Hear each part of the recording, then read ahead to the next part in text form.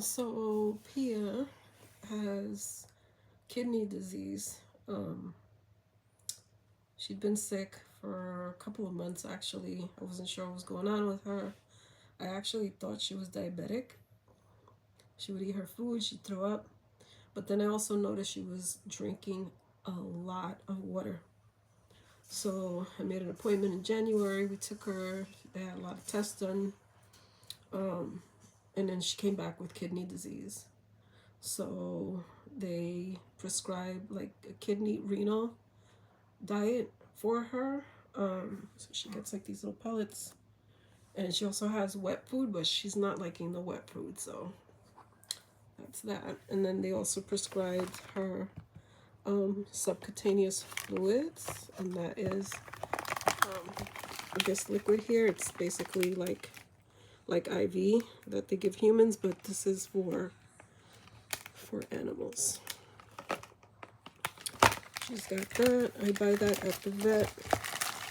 They give me, for 25 bucks, they give me that. They give me like the kit with the hose. And they also give me needles. So she still has a couple in there. This is her second bag since she was diagnosed. We do it once a week. She gets 100 milliliters, which is marked here. So every number from here to here is 100. So far she's gotten that much. It should be on 6, but whatever. I think it's because the bag's all kind of scrunched up, but so far we've gotten down to 6. So a few more weeks I'll probably have to get her another bag. They're $25 each. And then I just keep it in here. It's got a cover. These are more needles. So she gets a fresh needle every time she gets a dose.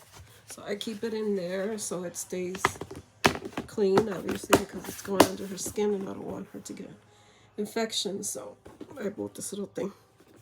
So it goes in there, and then I put it in here as well. So we actually give it to her while she's in there because she tends to squirm around a lot. So I don't want to have to be poking her more than I need to because I cannot stand needles. And having to jab her, it's just, it's like a nightmare for me. But I mean, I have to do it for her because that's the only thing that's keeping her alive. Her kidneys are not functioning, so we have to put fluid under her skin so that she can survive. So my son helps me out. I get her in here. We open this top part. I grab her skin. I don't want to do it now because I don't want to piss her off, but she knows. I grab her through here.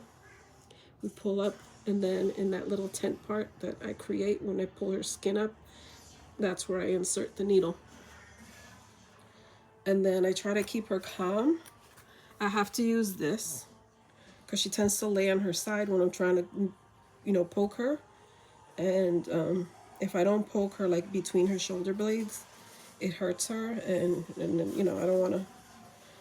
don't want to be hurting her more than I should. So usually when I get her right between the shoulder blades under the skin, she stays calm, like she doesn't even feel it. But if I poke her anywhere else, she doesn't like it. So we get her in there. I use that little squishmallow to kind of get her to stay to one side because she tries to turn to the side.